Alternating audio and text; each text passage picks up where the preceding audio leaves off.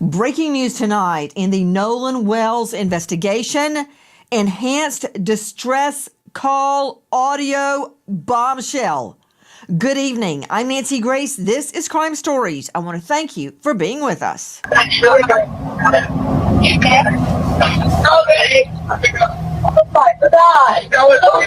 Detail Assistance, Vicky speaking. How can I help you?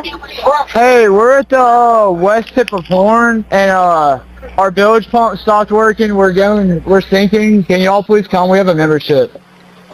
All right, of course. How far is the work coming up, sir? Can you give me a description? Ankles? Hello? Hey.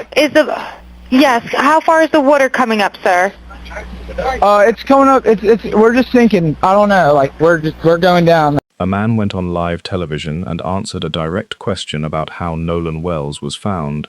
Days later, his own organization said he got it wrong. He later admitted it himself. He agreed with something that wasn't true and never corrected it on air. Hours before that answer was ever recorded, a boat radioed for help. It said it was sinking. 10 minutes later, that same boat was moving again, no longer in danger, no longer asking to be rescued. By nightfall, it had docked, left, and come back 3 times, at 3 different places. 2 accounts, 2 corrections, and somewhere between them, Nolan Wells never made it home. Welcome to True Crime Case. Horn Island sits off the Mississippi Gulf Coast, part of the Gulf Islands National Seashore, a barrier island with no shelters, no restrooms, and no reliable cell service, reachable only by boat.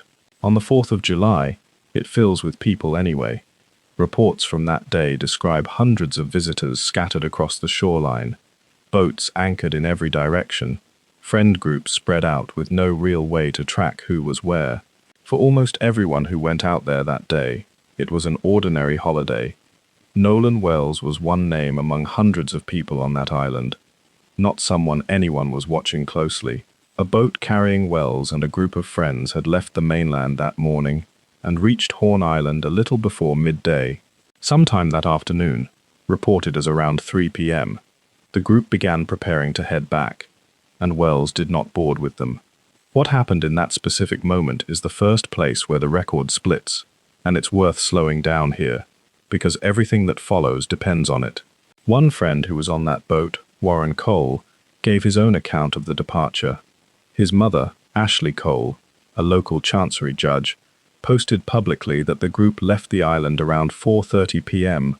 after the boat had begun taking on water because of a failed bilge pump, and that Nolan chose to stay behind, intending to return later with someone else. That's one version, a mechanical problem forcing an earlier departure, and Wells making a deliberate choice to remain. A separate account, drawn from a Mississippi Department of Marine Resources report obtained by ABC News, describes something with the same broad shape but a different emphasis. Friends who had been on the boat told investigators that Wells had been drinking that day and that when they left, he was in the company of a woman they said they couldn't identify, understanding, in their telling, that he'd get a ride back with someone else later on. That woman has reportedly since been identified, 19-year-old Katie McCormack. She has not spoken publicly herself, which matters, because everything attributed to her side of this story has come through her sister, Gracie McCormack, who spoke to the Daily Mail. According to Gracie, Katie was on the island that day with an entirely separate group of friends, not Wells's group at all. She had a conversation with him, and by Gracie's account, Katie walked away assuming Wells was getting ready to board the boat he'd arrived on. In Gracie's words, Katie assumed the friends telling him to get on the boat wouldn't have left him. Gracie also said Katie later left the island separately, with her own brother and his fiancée, and that her family has fully cooperated with both investigators and the Wells family since being contacted. Lay those 2 accounts next to each other, in full, and the contradiction isn't subtle. The friends who were on the boat describe Wells choosing to stay, aware he'd be without a ride home from them. Katie's account, through her sister, describes her believing the opposite, that Wells intended to leave with the group, and that the people telling him to get on the boat surely wouldn't have left without him. One of these descriptions has to be wrong, or at minimum, incomplete. Ben Crump, the attorney representing Wells's family, has said as much directly. She's saying he went to get on the boat. They're saying he didn't get on the boat. Somebody must not be telling the truth. Nobody outside that small group has stated, on the record, which version holds up. That's not a gap in this documentary's research. It's the honest, current state of the case. Not long after the group left, before anyone yet knew Wells wouldn't be coming home, someone aboard that boat radioed a marine assistance company. This wasn't a rumor or footage pulled from social media. The Mississippi Department of Marine Resources later confirmed the recording as authentic, an official, logged call. On it, a voice tells the dispatcher the boat's bilge pump has failed, water is rising near the west tip of the island, and they need to be towed in. What happened next is where the timeline starts to strain against itself. Within roughly 10 minutes of that call, a nearby captain dispatched to help was told, by the boat's own owner, that the problem had already resolved itself, and that assistance was no longer needed. 10 minutes is not a long window for a mechanical failure serious enough to prompt an emergency marine rescue call to fully resolve on its own. And the boat's behavior after that call doesn't fit neatly into the story of a brief, resolved malfunction either. Public tracking data shows it didn't return once, dock, and stay there for the night. Instead, it moved between its original dock and a second location, Fort Bayou, 3 separate times over the following hours, arriving, leaving, and coming back before it was finally taken out of the water. Nobody connected to that boat has ever walked through, in public, why a vessel that had just called for emergency towing spent the rest of the evening crossing back and forth between 2 piers instead of staying put. That gap between the distress call and the boat's own tracking data has never been closed. A real discrepancy sitting in real, recorded data, not speculation. Wells did not come home that night. His mother, Christine Wansley, made the report that turned an ordinary missed curfew into an active search. A multi-agency effort began. The U.S. Coast Guard, the Mississippi Department of Marine Resources, and the National Park Service, which manages Horn Island, searching the water and shoreline of an island with no lighting, no infrastructure, and no easy way to move quickly across it. That search stretched from the night of July 4th into the morning of July 6th, when a National Park Service ranger found a body in the water at the island's northwestern tip. The Jackson County coroner confirmed the identification through dental records. That same day, the Jackson County Sheriff's Office released a statement saying no foul play was suspected, an early assessment, offered before an autopsy had been completed and before a full witness canvass had taken place. According to CNN's reporting, that single line is what set off the wave of public frustration that has followed ever since. The following day, the family retained civil rights attorney Ben Crump, saying openly that they didn't trust how quickly that framing had been offered. If this case has held your attention the way it's held ours, this is the moment to hit subscribe, because from here forward, the story moves into 2 autopsies that don't agree, an account that had to be corrected on national television, and a contradiction between 2 families that still hasn't been resolved. The state's own answer to what actually killed Nolan Wells still hasn't become public. The Mississippi State Medical Examiner's Office performed its autopsy on July 7th, and its findings remain sealed, with toxicology still described as pending in the most recent available reporting.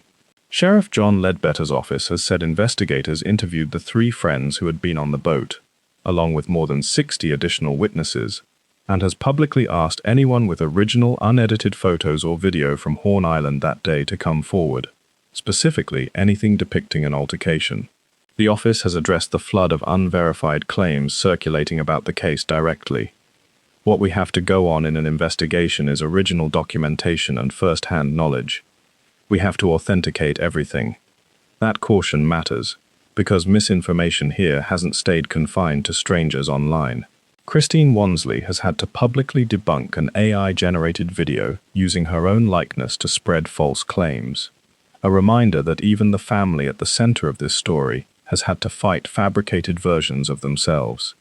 Given how little the state autopsy has revealed publicly, the family sought a second opinion. An independent autopsy was performed in Washington, D.C. by Dr. Roger Mitchell, with results announced July 22nd at the NARC convention in Chicago. The finding was specific but limited. A focal area of red discoloration in the soft tissue at the back of the skull, with no fractures identified. Cause and manner of death were both listed as undetermined, not a way of avoiding the question, but the honest medical conclusion when the evidence doesn't clearly support ruling foul play in or out. A separate forensic pathologist, commenting publicly rather than as part of either autopsy team, reviewed that same finding and offered a different read, describing it as consistent with a minor, possibly incidental injury, and not something that, in his view, points toward foul play. Two credentialed opinions, working from the same limited finding, reaching two different conclusions. Neither gives Nolan's parents the certainty they've been asking for since July. It's in that same unresolved space that Todd Terrell's answer on national television carries the weight it does. Terrell is president of the United Cajun Navy, a volunteer search and rescue organization with genuine involvement in the search around Horn Island, not an outside commentator brought in to speculate. When he appeared on Nancy Grace's Crime Stories and was asked directly whether Wells had been found face down, still fully clothed on the beach, Terrell didn't pause to qualify his answer. "Yes, that is correct," he said.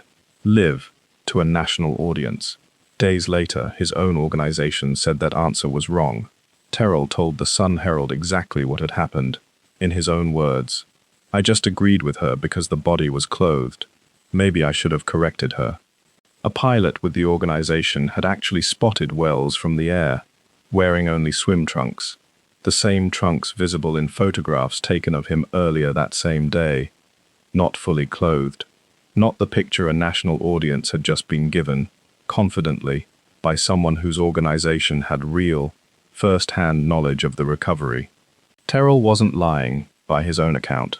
He agreed with an inaccurate premise instead of stopping to correct it, in a live setting where most people don't get a clean second chance to walk something back.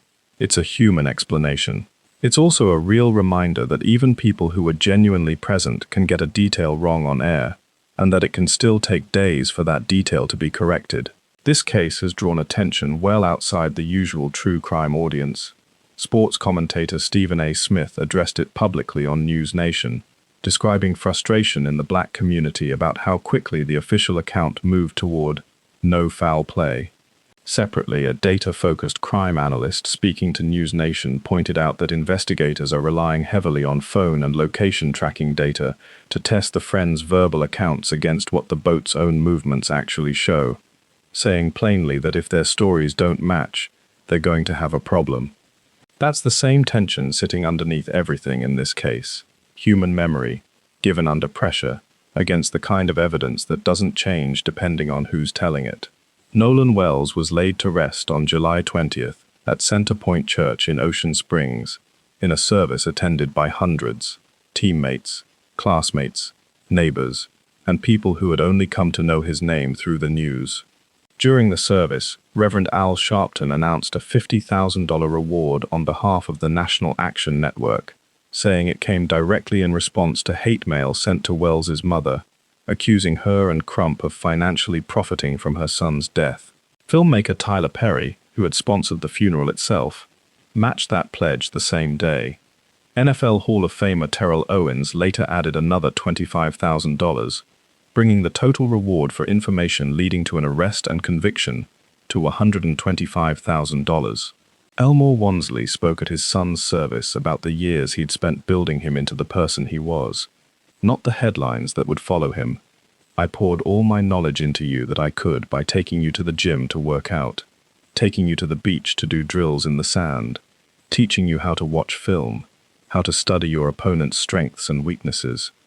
A father, describing exactly how he raised his son on the day he had to bury him.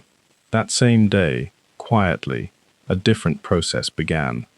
Attorneys sent letters to multiple people connected to the case, directing them to preserve every communication, photo, video, and location record in their possession, and to suspend any automatic delete functions on their devices.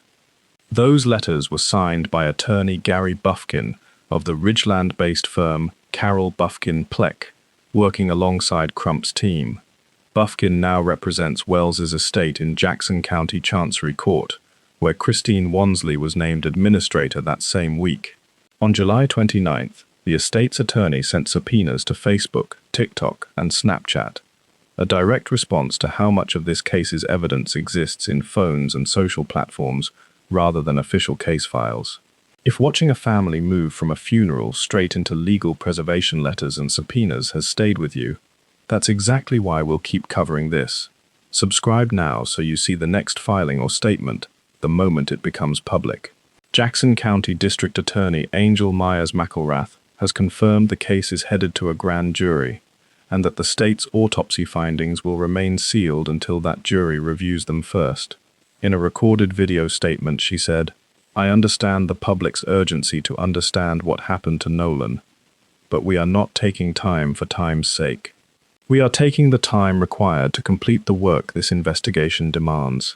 She has not said when that grand jury will convene, and Jackson County does not publish its grand jury schedule publicly. While a family waits on a date no official will confirm, the people connected to this case have paid a cost that has nothing to do with the evidence itself. Mississippi's Department of Public Safety Commissioner, Sean Tindell, confirmed that the FBI is investigating threats made against witnesses, public officials, and Wells's own family, describing the intimidation of witnesses and officials as a felony. Attorney General Lynn Fitch followed with her own warning. Efforts to intimidate, disrupt, or interfere with the work of our law enforcement and prosecutors, and threats to their well-being, will be taken seriously, and we will hold those who make them accountable. Mississippi's Governor, Tate Reeves, made his first public comments on this case on July 24th, not about Wells, and not to his grieving parents. He wrote that Crump, Sharpton, and their ilk don't care about facts, and separately told Fox News that Crump and Sharpton were to blame for the threats, accusing them of stoking division for personal gain. A mother has been receiving hate mail for asking what happened to her own son. The governor's first public words on this case went toward blaming her attorney. A former FBI agent, Jennifer Coffindaffer, reviewed the surveillance footage, the witness accounts, the Coast Guard communications, and the area's riptide conditions, and offered her own assessment. When you add it all together, what we see publicly seems to be an accident. She didn't stop there, though. In the same breath, she added, "I doubt if this, what we know, will come back with the truth," leaving open the real possibility that more is still out there. That's where this case stands, without embellishment. Nolan Wells is dead. 2 separate autopsies, and neither can say for certain how. 2 families, and their accounts of his final afternoon don't match. A grand jury is coming, on no announced date. A mother is fielding hate mail for wanting answers about her own child. And somewhere in the space between a boat that didn't need to keep moving and an island Nolan Wells never left, the real explanation still belongs only to the people who were actually there. If a detail as small as what someone was wearing took days to correct on national television, it's fair to wonder what else in this case still hasn't been set right. Subscribe if you want to know the moment any of that changes, the grand jury moving, the sealed autopsy becoming public, or Katie McCormack finally speaking for herself. What part of this would you need answered first? Why that boat kept moving for hours after it said it was sinking, or which account of that final afternoon is actually true? Tell us in the comments below.